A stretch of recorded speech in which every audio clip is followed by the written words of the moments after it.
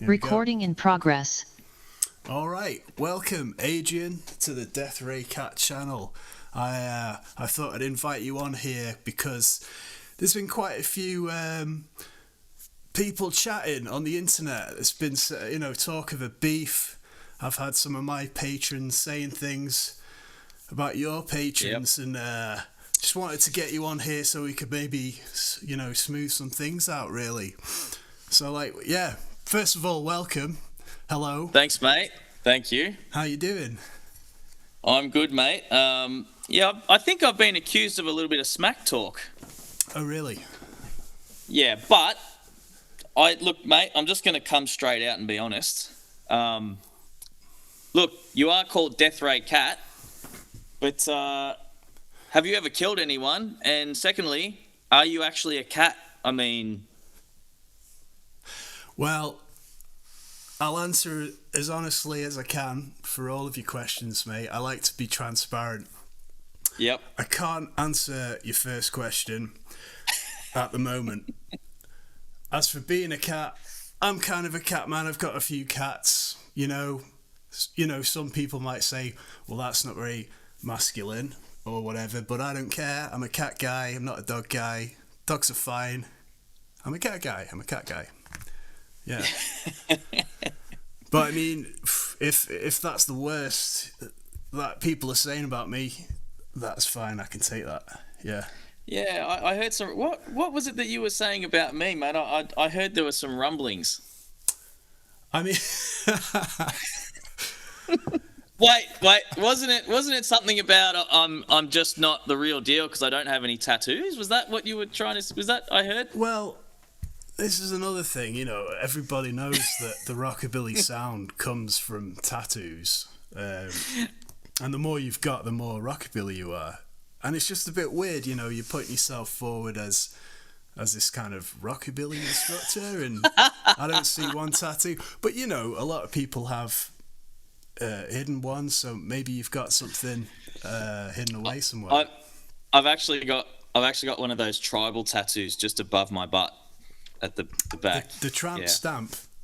Yeah, hey, well, I didn't realize it was a feminine thing at the time. I thought it was cool, but anyway, there's nothing wrong with that. I heard that Elvis Presley himself had a tramp stamp, so it's all good. All good. Well, you look, So what happened was that there was someone on my Patreon, and they left, and I messaged them, and I said, "Why did you leave?" And they said, "Well, Nico told me, you can't possibly teach rockabilly. He doesn't have any tattoos, so." Yeah. Look, man, you've been totally busted. But I'm willing to let it go. What I do want everyone to know is actually, I used to have full sleeves, and I had them all removed so I could be full authentic, like original 50s guys. Before the tattoo thing. So that's my backstory. I'm so hardcore. I had them and I got rid of them. Yeah. I mean. Let's be reasonable now. As teachers, we both know that tattoos actually slow your fingers down when you're trying to play those fast notes. So that's one reason why I can't do those big jazzy rundowns like you can. Well, that's my secret, though. That's my secret, man. I mean, you've got weights on. And you've got the old school lead tattoos, don't you? That's all lead in your arms. It's style over substance. I'm not afraid to say it. But I'm glad that we can get this all out in the open, because let's just get it sorted. This is what the people need to hear. And I am worried about our patrons, because I know that there's a set of my guys and a set of your guys, and they're planning to meet up, and there's going to be a bit of a rumble. And I was just... It's in Brighton. Is it in Brighton? Yeah. So I just wanted to step in before any, because obviously my guys would win. So I don't want your guys getting hurt, basically.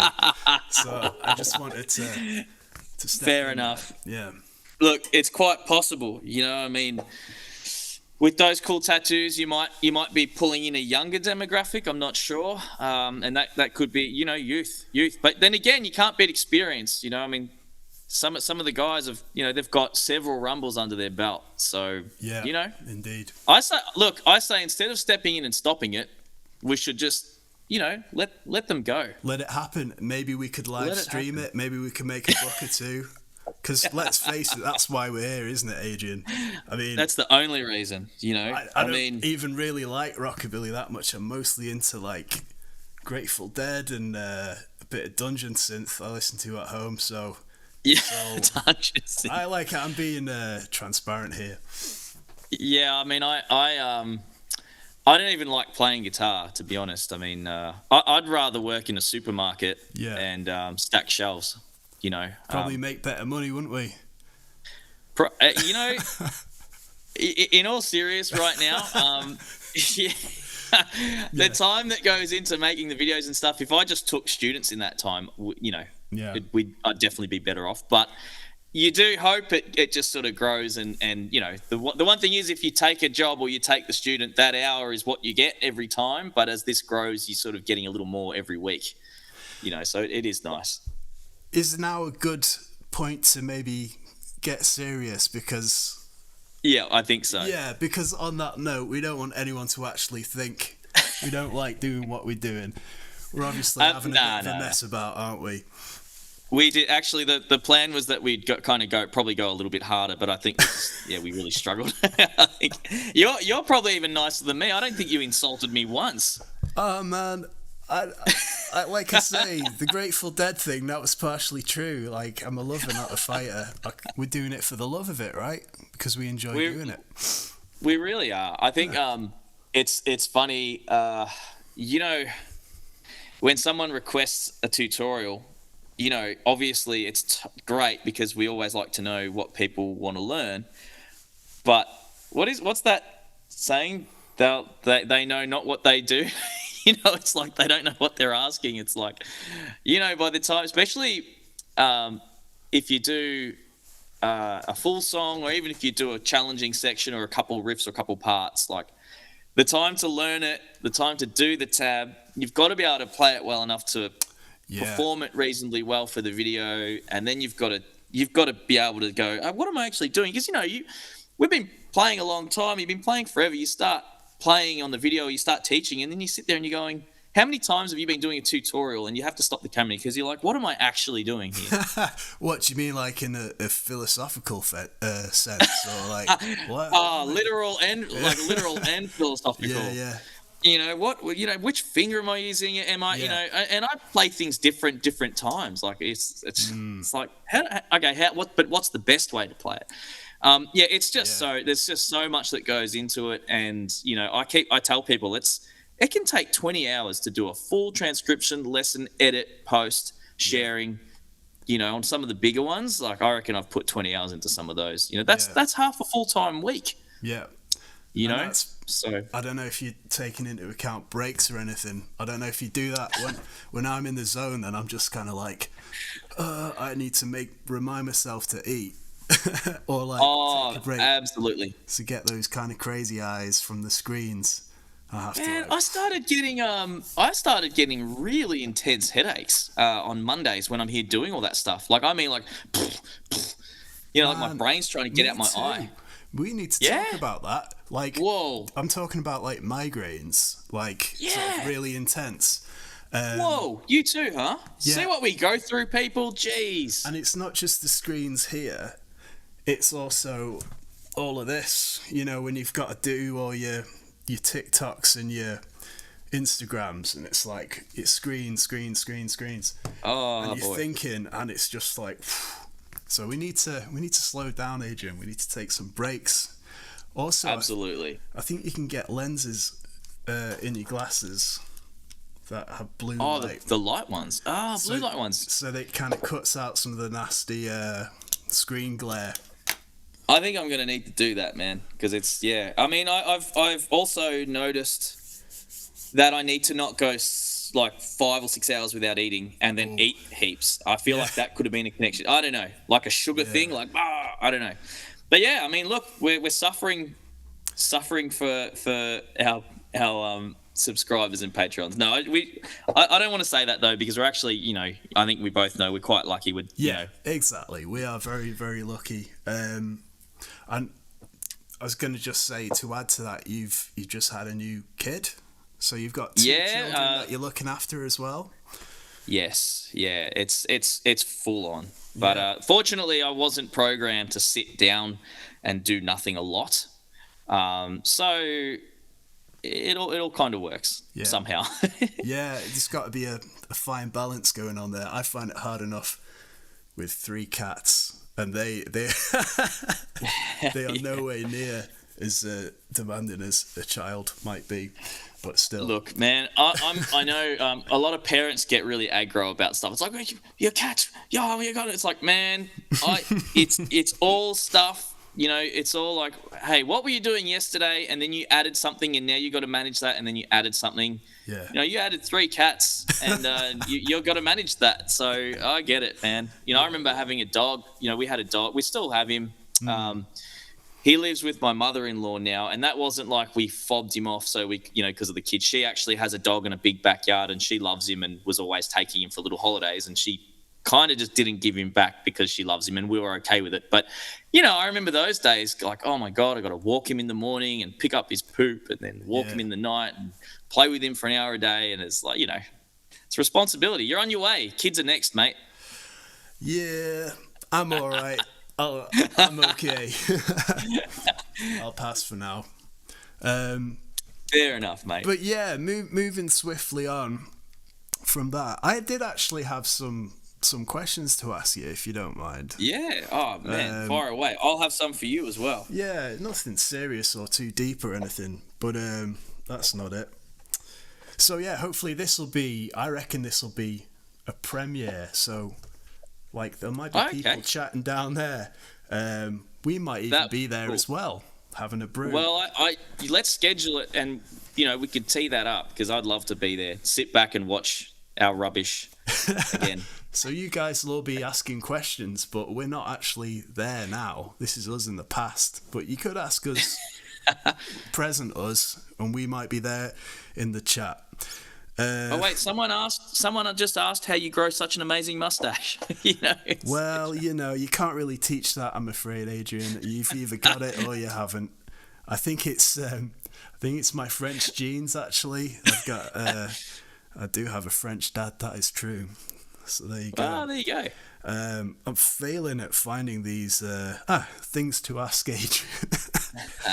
Here we go. You're prepared. Oh yeah, actually, and it's quite self-serving, to be honest, because I wouldn't say I'm in the market for, but I'm sort of thinking about when I am in the market for a new little amp.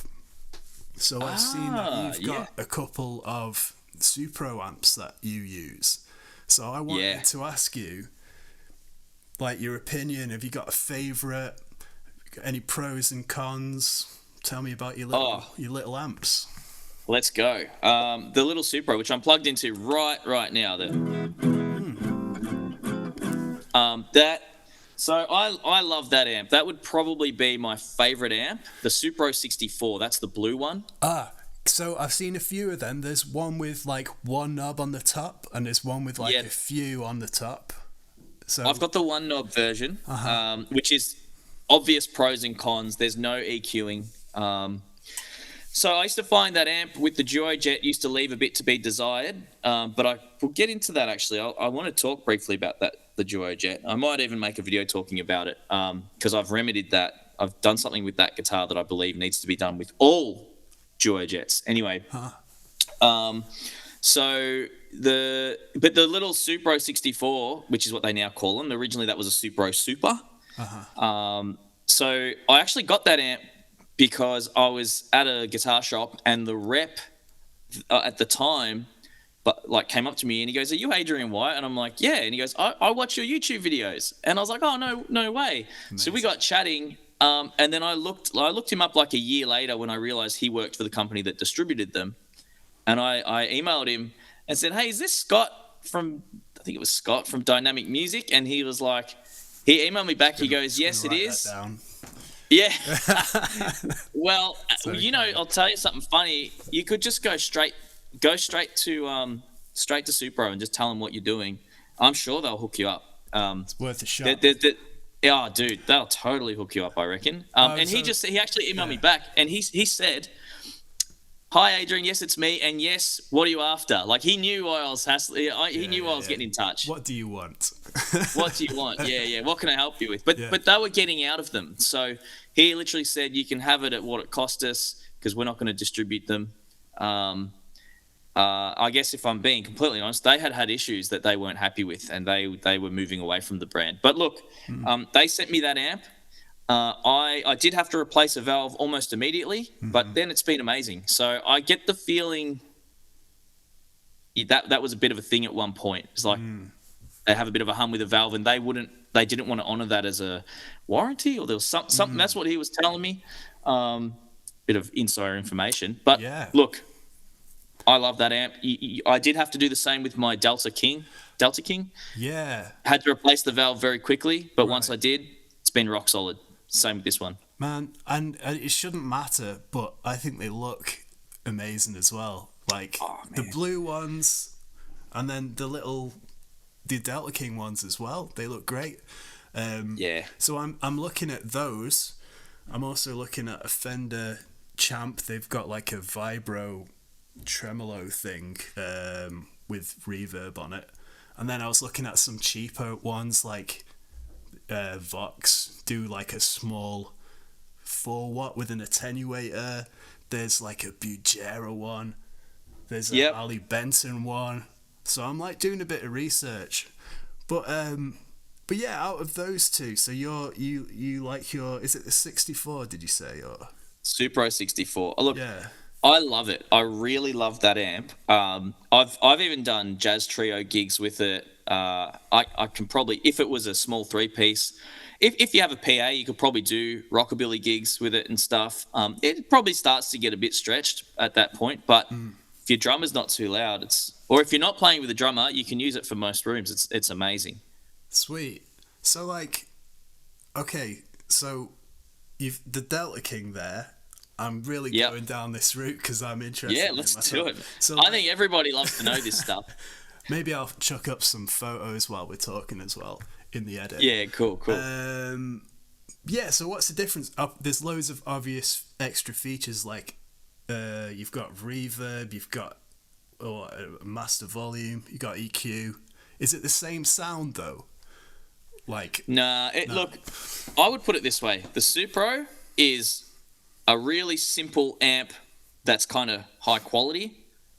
You know, you can tell, is it the transformer? You can tell it's got that fat transformer tone that you can only get from an amp that has that, whether it's output or input, I forget all that stuff. But, and that was something I noticed playing through the blue ones. They might have done something similar with the yellow one. I think it's got a pretty big transformer, but I would say it's got a digital reverb, I think, and I feel that a little bit. Maybe I'm being a bit of a snob, but I love that amp too, and I use it all the time. In fact, I've got it at home right now. That amp has a few more features. I think it's got the overdrive from the, what are those little pig nose amps? Yeah, it's like, I think it's got a little drive channel like a pig nose. Oh yeah. Which is really cool. It's got a boost. And it's got, you know, a master and a gain, so you can get a lot of different tones out of it. It's much more user friendly. Not more. You can't get more user friendly than one knob, I guess. But it's more gig friendly. Like if you plug your guitar in and you want something different, you can get it. Yeah. The Supro, it's like, do you want something different? Bad luck. Yeah, but you get play this different sound, and it's top dollar. Yeah, it's like it's one sound, but but of course you've got pedals and stuff, so that was kind of my thought. But I got to admit, I love just plugging into an amp, or if I have pedals, I only ever have, I started touring with a board for the Sun Records show. Oh man, that lasted 2 shows, and I was like, it started to smell funny, and like something smelled like it was burning. I was like, I can't deal with this. Yeah, yeah, like I love messing about with pedals and stuff, but if you're playing a gig or whatever, something goes wrong, there's so many little things to change, and like the less you've got to worry about. So if you've got like one good overall sound, then that's just easier, isn't it? So like I make things difficult for myself because we all do. Yeah, I like. Do you use a power supply box? Yeah. So on my big board, I've got like it's like a Harley Benton ISO. Is it ISO? It's Yeah, I isolated thing with 12 outputs. I don't use 12 pedals, but no, I don't use 12. But then, like, I really love my spring reverb tank. Excuse me. But that kind of like can muddy all the other stuff. Oh man, I know. As soon as you start getting a few pedals going, Yeah. I don't know. I lose. I feel like I'm losing that connection with the guitar out of the amp. Totally, yeah. If you've got a really nice amp, then yeah, you don't really want to be chucking loads of stuff. Then I always have that problem of like, you know, with tube amps at a certain volume, they sound like sweet, but then that's not necessarily the volume that the rest of the band is at, or maybe you're playing in a small like bar or something. So like, but then you can get stuff with attenuators. So I'm looking at stuff like that. But yeah, it's a what do you call it? It's a wormhole, isn't it? It's endless. Yeah, man, it's endless. I know what like when you've got an amp up at that volume where it's starting to sing that you know that you like. I think that's my favorite tone. And as much as I love delay, I probably play at my absolute best when I'm in that space. No delay, maybe even just no pedals when it's just starting to cook a little bit. Right. Yeah, that's a good. Actually, the Gibson 175 I have. I remember playing a gig in the country somewhere, and it was outdoors. I had my deluxe, and I'd forgotten. I'd been really unwell, and it was the first gig I'd played in a while, and I was still like a skinny stick because I had really bad tonsillitis. Anyway, long story short, packing for that gig, I was still a bit spaced out, and I remember getting to the gig going, "Oh, I've forgotten my pedals." Yeah. So I was into my deluxe, and I just cranked it up loud because it was outdoors, and I had the ES175, brand new, like I don't know, it was like 11 gauge strings or something. It's like 11 to 50 or something like that. And I'll never forget, it was one of the best tones I ever had. Like, it just sounded the best. And, you know, you're still always trying to tinker and get those early sounds and with pedals and stuff. But aside from all that part of the show, like, just for me personally, I was like, oh, that's a great sound, you know. And even with a tally, straight into the amp, sweet volume, or the Gretsch, whichever, you know, awesome. Yeah. Man, it's quite a new thing for me because like I've always just had an amp that I use and I like it and it's fine. I've never been an amp guy. I've been a guitar guy, been a bit of a pedal guy, but yeah, the amp thing is fairly new to me. So, but it's something to nerd off about. Man, just hit up, go straight to Supro. I think it's like info@supro.com. And just show them your channel, man. I'm sure they'll look after you. Oh, I'll give them a shout. I'll see. But yeah, also I want to just like try everything. I want to like, but it's not easier said than done because you can't just even the big shops don't have everything. But yeah, it's not easy. Yeah, I know. And look, you know, to your point, you know, I see so many people post online asking questions about guitars and which one do you guys think's the best? But you have to go play stuff, you know? I mean, don't get me wrong. If there's a particular model of guitar, you know, you just have that thing, you just want it. Yeah. You know, like, or if it's a long-standing thing, like for me, if I ever got a White Falcon and there was a good deal, I think you might have said you did something similar, right? Like, you know, but if it's like, if you're looking at Telecasters, go, you know, they're going to be there, go try them because I've played 5 different Telecasters and there's one that's just, you know, that's a great experience. Like I'd hate to miss that experience especially for guitar players coming up that are, you know, if you're only spending, say, you know, that entry to mid range, there's a bit of variation there and you can get some great guitars in that price range that feel amazing, you know. It's funny. I can see that Jaguar. I always get it mixed up. Jazzmaster, yeah. I had a 50-50 perfect example. Yep. So yeah, it's funny because I saw your video about that. It's a Squire, right? And you picked it up. It is. You liked it. It just sounded good. Was it from a cash converter? It was from a cash converter. Right. Yeah. So we've got a cash converters here. So Adrian's in Melbourne, Australia. I don't know if You guys knew have that. cash converters there. We've got cash converters. I'm in Armley in Leeds, literally down the street, and had a Squire Jazzmaster. Honestly, I nearly took a photo, because it's like, this is weird, but I saw it on the way down and I didn't check it out, but I might go back in and check it out. Well, you just got to pick it up, because you have that agonizing thing as a gear snob like me, where you're like, but do I want it? It's a Squire. But man, when I picked it up, I was like, this is great. Yeah, I mean, it's just great. Yeah, if you can change things as well if you need to, but it's cool as it is, isn't it? Yeah, it is. Hey, can I ask you a question? I want to ask you a question about your Falcon. Yeah. So that thing sitting there. Oh, this. Yeah. Yeah. That's just a regular high sensitive filtertron in the bridge? Yes. In the bridge. Yeah. Yep. I firstly, I like those. I love the TV Jones as well, but I also really like just the stock filtertrons. They're a little bit zingier. I like that. So I've not had as much live experience with this, or I have, but I've been playing it in more of a surf band. But I've been comparing it to my classics, which are in the Reverend Horton Heat guitar, which I don't have with me right now. But when I A/B'd them, and to be fair, I was just going direct into an interface. There wasn't that much in it. These kind of almost sounded spanglier, if that makes sense. Yeah, they are. They actually are. Yeah, the TV Jones are rounded off a little in a nice way. But I think maybe at more of a high gain sort of thing, the classics work well for like a rock thing. Maybe they fatten up a little, where they're a bit more transparent. I reckon the high sensitives. Yeah, but also I think the bracing in this is different from the Reverend Horton Heat. It's more. There's less bracing. It's more resonant. But that sounds great. I popped a P90 in there as well. Well, that was my next question. Is tell us about that pickup. It's a TV Jones T90. I got it second hand, so I get everything second hand. I just fancied trying a P90 in the neck.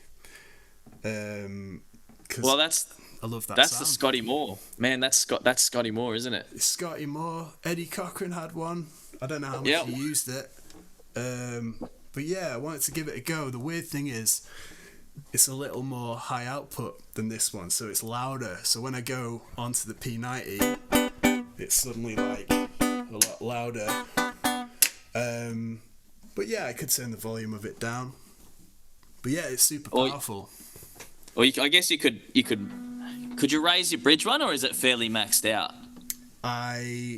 Could I raise the bridge one? Yeah, I think it is maxed out because I tried to kind of shim it.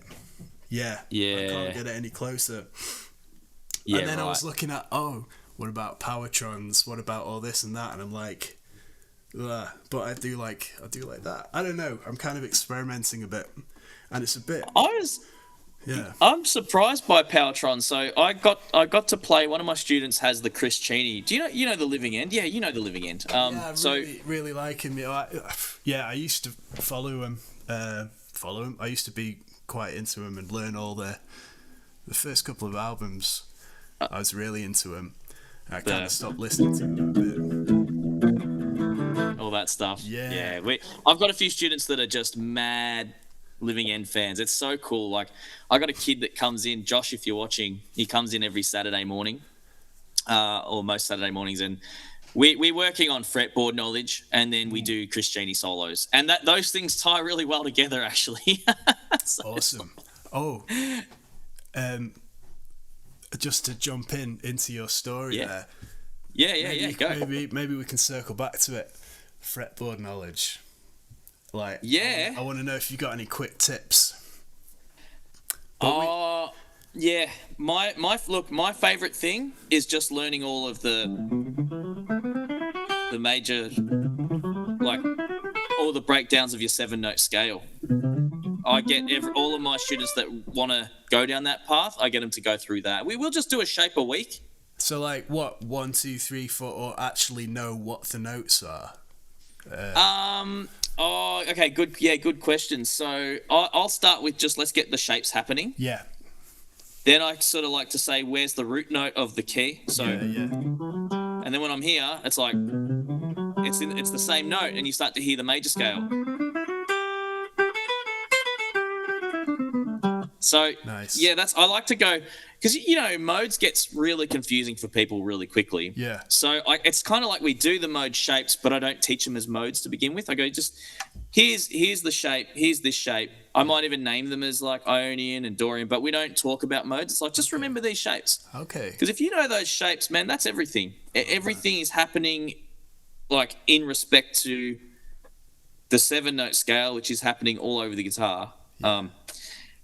Cool. And then I introduce things like I go, well, let's find the root note, and then let's look at what the notes are in the semitones, like B, C, F sharp, G, B, C, F sharp, G. If you start you never want to do everything at once. I think that's when people are like, oh, this stuff's just ridiculous and confusing. It's like that's where I think a bit of a plan and just a little bit each week, man. It's like don't try and do it all at once. You just will get overwhelmed. And you can see like little kind of lights go on, can't you? When someone gets something, it's like, oh yeah, that's great. But then you can also see when it's kind of like, all right, that's a bit much. Let's dial it back a bit.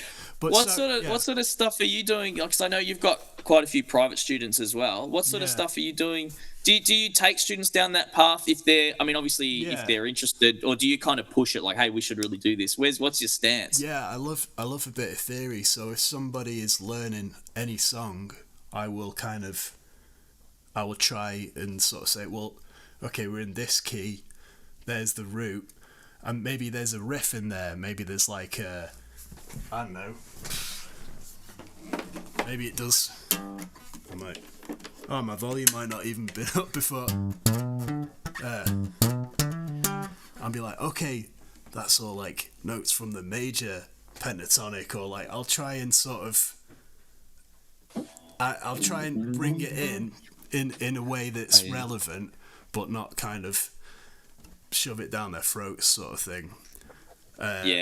Or like I mean, it's great when you get that student that just keeps asking and keeps asking. It's like, okay, we're on. I'm the same. Like for me, it's quite student led. My theory is almost that when it comes to theory, when they start asking questions, they're ready. Yeah. That question of like, I want to move up and down the neck. That's a big one, isn't it? Because it's like, right, well, you need to understand what notes are and that they repeat and patterns and all the rest of it. But I do. Yeah, sorry, go. I was just gonna say I'm still learning myself. I'll stick on YouTube videos like, what are the modes? What does this mode sound like? Here's an example of that. And every time I'm like, oh, right, okay, so I'm constantly learning. Makes a bit more sense every time. Yeah, look, man, I've been at it for a long time, long time, and you still got to go over stuff, and there's still always something else to learn. Or even for me, it's like, how can I articulate this better and better and better? Modes are a huge one. Like, there's a theory page on Facebook, and I've given up trying to help because you like give these really like constructive answers, and then the next day someone just posts the exact same question. But modes, my take on modes is like, okay, you just played a G major. Oh, I just played a G major scale. You didn't do anything. But that's the sort of stuff I say to my students all the time. I'm always making really bad jokes. Sometimes I wish I could translate that even better in my YouTube videos. But anyway, if you play a G major, if I start from A, that's a scale as well. Yeah. If I start from B, and this is the same key, it's the same 7 notes. They're all modes, but where it gets really interesting is when we put chords to this. Yeah. If I'm playing this over G, it's all just going to be G. Yeah. And I know you know this, but just for the viewer's sake, it's like if I play an A and I use the same scale, I'm playing a G major right there, but it's not functioning as G major. And obviously I want to resolve on A, or I want to make reference to A. So that's like step one if I'm talking about modes. Yeah. And then the next big thing is chord progressions within modes. Guess what? All the chords you use in G, they're the same for A Dorian. Do you know what? It's just one key. I've only just, and like it's funny because it's not obvious at all, but when you know it, it seems obvious. So like, same subject, but talking about major and minor, but relative. So like, let me get this right. C major, A minor, relative, right? Did I get that right? Yeah. Okay. Yeah. So you could be playing the same. It's exactly what you just said. See, this is what the people want. Yeah. That's right. Pick up your guitar. So C, you could play a C major scale. If you play it over a C, it's going to be C major, right? But if you play it over the A minor, it's going to be A minor. That kind of works, right? Yeah. Well, it's Yeah. just I mean, you just don't worry about the root note. It's just a family of notes. Yeah. And it will relate to A minor one way, and it will relate to C the other, the happy way, and relates to A in a dark way. But here's the thing. We get taught this relative major and relative minor. You know what the funny thing is? Every step of the scale is a potential relative. Yeah. So they're all related majors and minors. Right. And that's why people get really confused, because that you drill that concept of major and minor. Yeah. And then you're like, well, what the hell's all this stuff in the middle? Well, Yeah. they're majors and minors as well. They're just variations. Yeah. You're right, though. It's one of those things, like, once it clicks, it seems really simple. But even then, man, like, you know yourself teaching, like, you go, I've really got this down. Then try teaching it. Trying it's to explain like, it, like me trying to do it then, that was kind of a little bit stunted. But, I don't know, red light feet. But the thing that really... I mean, look, yeah. Sorry, I was just going to say the thing that I really clicked with is exactly what you're saying about those chords, the C, that progression, and then when I found out that it could be done with the minor as well, that's exactly what you were talking about. Yeah, every one of those chords can be your first chord, and you've got a whole different color. Yeah. But I also really want to stress to viewers, like, this stuff, knowing this stuff is great, but it's not it won't make you better, and it won't make you it won't necessarily make you better. It'll give you tools to create with, but like, I'll just say the devil's rag. I won't say Yeah. what it's called. But like I when I listen to that track, and I still do sometimes, and I just go, it's just such an amazing track. Like, there's levels to these things, and with or without that, the development of that knowledge, like, it doesn't matter if you can go make a track like that from everything you've heard and played. The rest is like, it's just for my own enjoyment, and because I like to muck around with things and develop in that way. Like curiosity. But the rest is just it's not. It doesn't. People get really can get really elitist about knowing theory or not knowing it, and that stuff's rubbish. There are amazing jazz players who use these things I'm talking about without learning it. Yeah, I saw a clip of Joe Pass, and he was doing a talk or something, and he was saying he taught about something, and he said that he just didn't bother with modes, and like, this is like a world famous jazz musician. You just think, oh well, jazzers know everything about theory. So that was interesting. No, man. Look, he had a really strong understanding of major and minor. And he managed to make really strong links between your 1 chord, your 4 chord, and your 5 chord, and how they function with everything. And then the rest was what you call audiation, like hearing what you play. And he used to just put everything in C when he first begun. I think he did learn his C major up and down the board. That was the vibe I got. And he said, I did everything in C, and then I just moved it around. Yeah. It's like, wow. And that's what I mean. It's Yeah, it's up to the individual. And I think you can know theory without knowing it, if that makes sense, because If you use it, you know it innately. 100%. I Yeah. 100% agree. you might just not know what it's called, but you know, like, that fits there and that's there and this works with that. But I apologise for that pinging coming through. Is that Bing coming through? I didn't Ding. get Okay, I hope that doesn't come through on the recording. I'm getting messages and it's going bing, bing. that's Sorry, right. yeah. No, 100%, man. It's you know, what can you hear in your head? Can you get that out? Like, theory helps me with that, but it doesn't help everyone with that. Doesn't matter. Now Siri's coming on. Go away. Oh, cool. So what have you got planned for have you got with your YouTube stuff, do you have a rough plan of what you're going to put out, or do you just sit down and get some work done periodically? So, yeah, I get a few requests, and then maybe one will stick out, and I'll be like, that would make a good lesson. Or maybe I've got a spreadsheet of requests, and I've got a few ideas. But to be honest, like, at the minute, I kind of go for ones that aren't going to take me too long. So, like, Yeah. to be honest, I might take a simpler one here and there. But then sometimes I just get stuck into it, and I'm like, I really like this one. I'm going to make a backing track for it. I'm going to go. Yeah, like any Reverend Horn Heat stuff, right? Like, you gotta sit down and go, ooh. Some of them I wouldn't. I don't think I'd try and do all of them.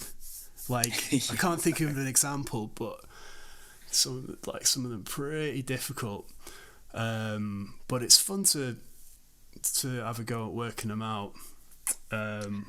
Look, you know what's funny? I've noticed, and I'm realizing this, and it's two minds. It's like, so Galaxy 500, for example, I did half of the solo, and I did some of those sections they're just ridiculous, you know. But the viewership on them's quite low. Yeah. Because it's the old triangle of, like, okay, here's your entry level players, here's your sort of intermediate players. The actual amount of people that are doing that stuff is so low. When I make a tutorial on harder stuff, I'm almost making that for my most hardcore viewers. Yeah. That are, you know, and it's kind of a sacrifice. It's like a sacrifice to my favorite, not my favorite, sorry, that's not the right word, to my pointy end patrons that are learning that stuff. Yeah. And then when you make those broader videos, or like you go, I've got to make a Brian Setzer video this month or whatever, you're sort of making it's like a sacrifice to the YouTube gods, you know? Man, It's like, thing is, you can't please everyone, like, can you, all the time? Because there's people that want to have something that's challenging, and there's people that want just to hear the cramps. There's people that want to hear just blues stuff. So you just got to do what you enjoy, because other people will enjoy it. That's the way I see it. But yeah, to answer your question, like, I did try a while back to do, like, bulk filming, bulk editing, but I'm just not that organised. I managed it a couple of times. I did like a chunk of 4, I did a chunk of 5, but I'm just not that organised, and like that. I'm pretty busy at the minute. Like, I don't know with what, just like stuff I do, bands, sorting merch out, and doing one-on-one teaching now as well. But like, so when I get a video, I want to do it, I want to get it edited, I want to get it up. So I haven't had chance to like write a big plan, because you've got to sort of really be organised with it. So it's a bit of a whirlwind. I'm the same as you. I pretty much just produce it. I want to get it out, and then I want to take a mental break from it in a way. I did film a whole lot last week, week before last, and I've released some. And excuse me, it's funny, I still sat down at home and I got my iPhone and I made a tutorial, just because I don't know, it just didn't sit well to go 2 weeks without making something. So I did a Daryl Hyam one. I did it as part of a Daryl Hyam one, and you know, it's amazing. It's so lo-fi. I just put the iPhone I don't go through an interface or anything, and it's had like nearly 2,000 views in 3 days. It's like, man, why do I bother with all the lighting? And it's so crazy. Yeah, I've done videos where I've expected it to do really well. I've done I've put chapters in it, loads of graphics, like got the lighting all right, backing tracks, and it's done okay. But then just like something simple and quick. It's what people want to see sometimes. Daryl Hyam is another P90 in the net guy on his gretsch. He is. Were you going to say something about your chap with the living end? Did I cut you off there? You had a student. No. We just do. I was gonna say, yeah, I was. Sorry, he's Gretsch. Oh no, sorry. There's another student who her name's Elle. She's 12 years old and she's a gun. You know, she's learning the solo from Second Solution, and And actually, funny story, she's 12 and I played that and she goes, "That's wrong. The second half's wrong." and we listened and it was... It just goes back in the pentatonic. Now, the crazy thing is, I'm going, man, I must be slipping because I'm hearing stuff and she's just got ears, right? But thank God I looked on YouTube and there's 2 different versions. The single version and the album version were slightly different. Yeah.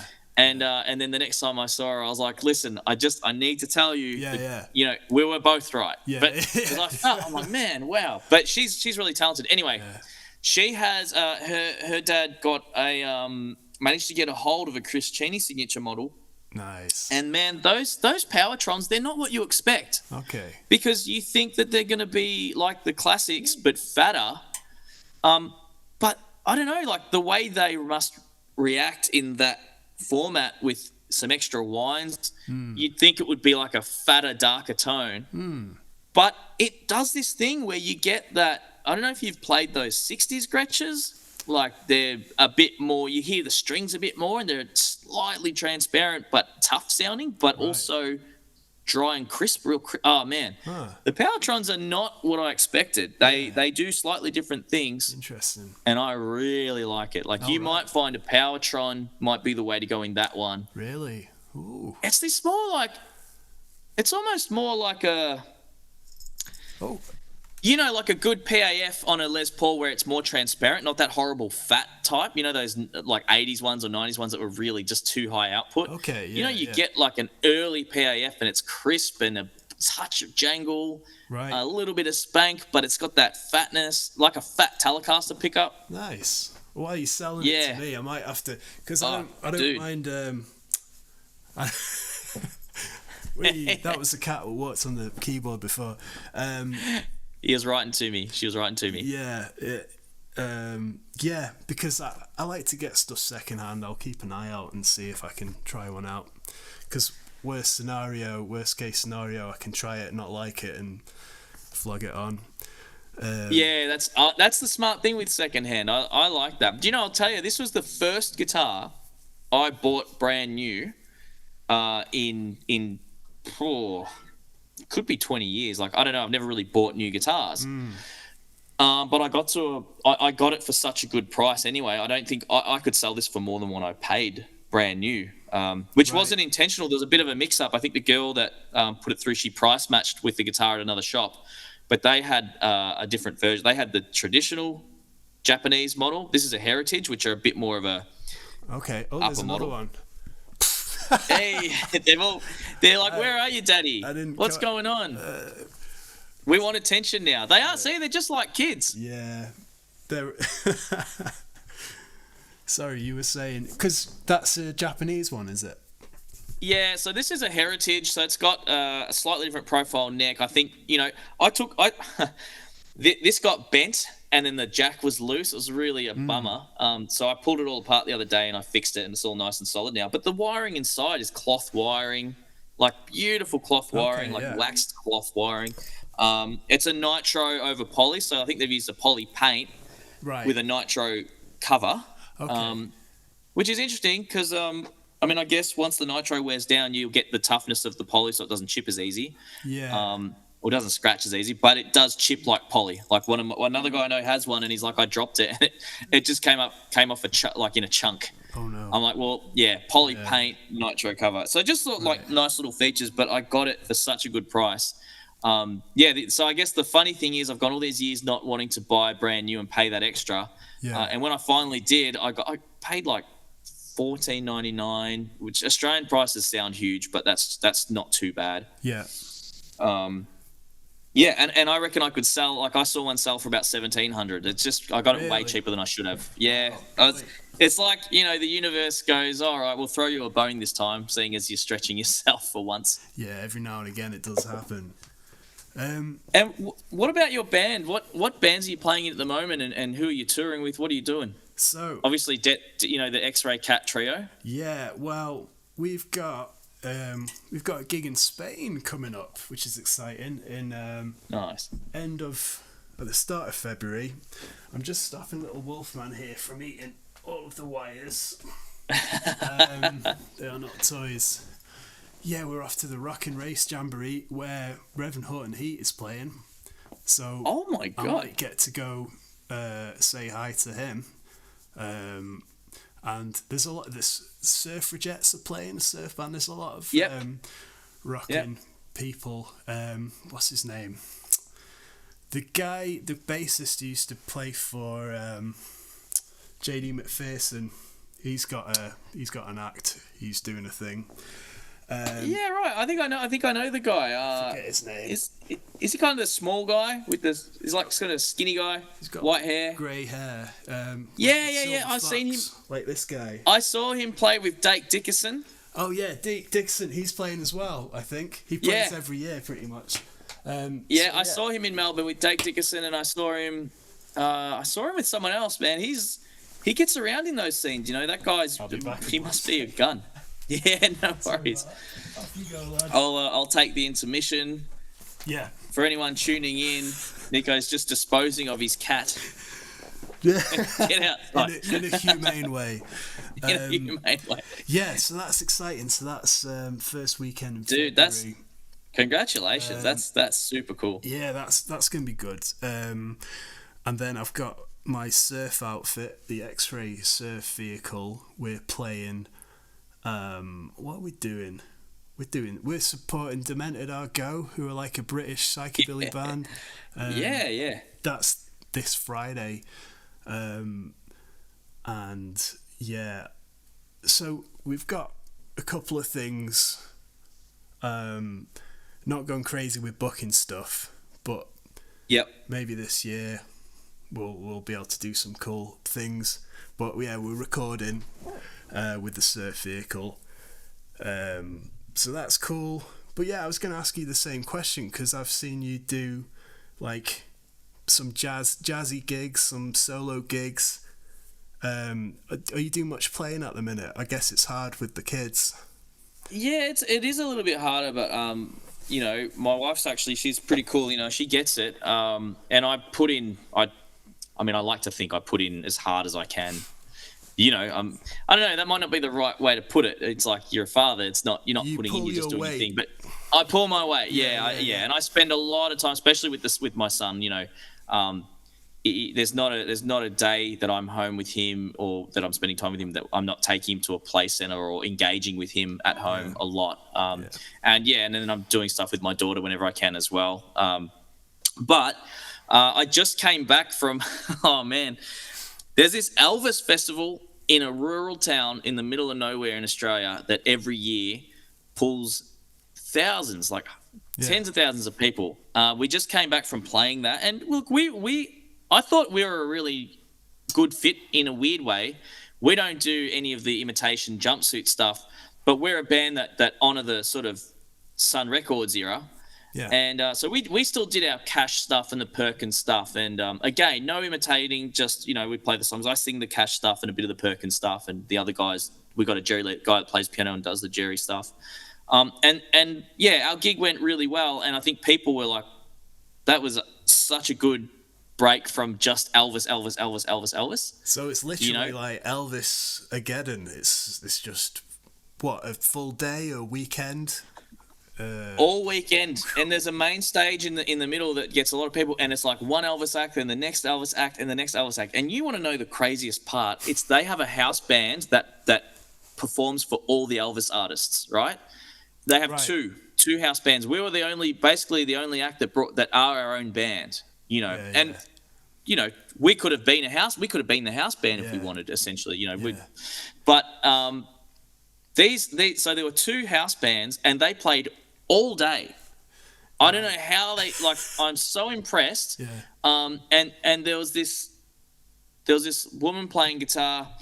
Oh, what was her name? I feel like I should mention it. Apologies for the jumping on here, but I promise it'll be worthwhile. So she's got a YouTube channel. So her name's Kalia Martin.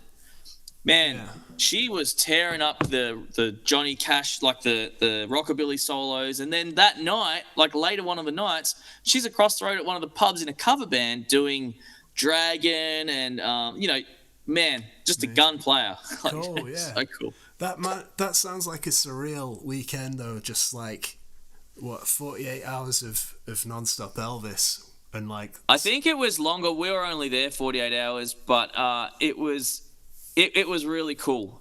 It was a good weekend. We originally had 3 shows, and there was change of management, and we ended up with 1.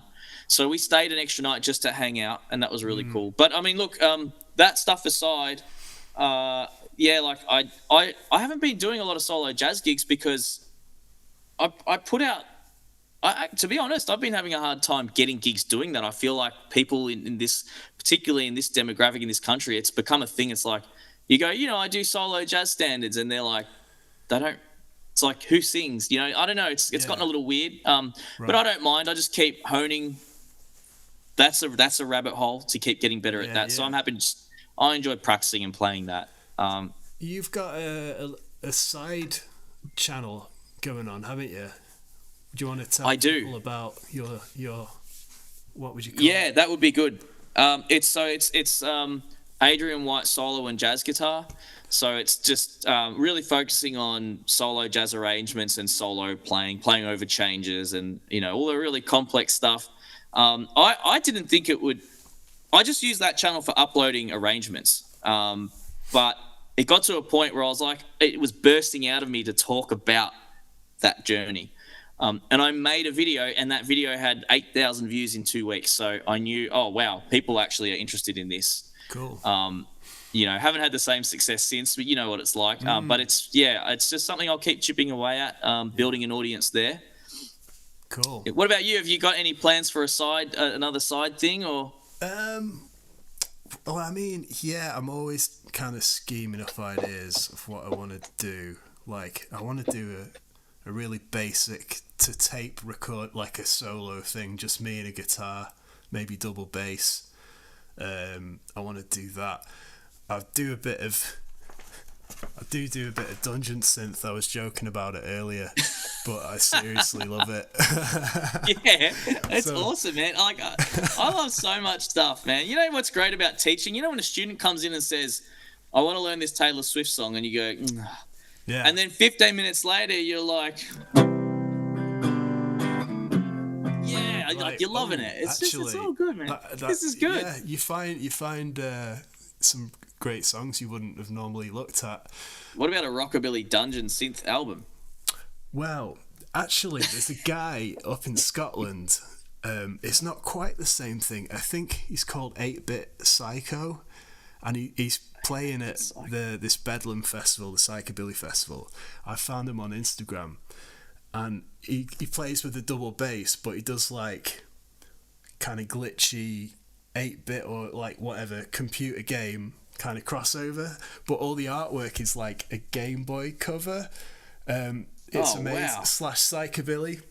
I'll send you a link. It's just quite so it's already been done. Okay, yeah, so there's no point. Kind of, yeah. It's like, don't bother. It's really, it's funny what's out there, man. I had loads of stuff to ask you, but I reckon we've been chatting for an hour or so now. I think that might be a good time to call it. Well, look, man, I need to. I'm hungry. Yeah, you Every gotta hour I eat. need to eat. Basically, it's just like that. So yeah, let's wrap it up there. Hey, we'll do this again. I'll organise it from my end. I think we should. Yeah, it's been really fun. Yeah, I think I said it to you not long ago. Like, we don't talk heaps because I think we're just so busy. But like, remember we touched base, and I was like, man, same with the other guys. Jeff and Dean. There's a couple other guys there. And it's like, if we were imagine if we had a festival that we all played at, like you'd just be like, I got to find those guys. We're doing the same. We are literally on the same wavelength. It's cool. I'd like to get those guys on here as if this is a thing. I want to make it a bit more of a thing. So yeah, but yeah, cool. The Nico Cash show. All right, mate. Thanks so much for organising this. And you'll have to prepare some better insults next time. That's the only thing I'll say. You're way too kind. I'm a classy guy. What can I say? Oh, man, I had a whole list ready to go, but I couldn't pull the trigger. Save them for part 2. All right. I'm going to say ciao. All right, mate. All right. Thanks.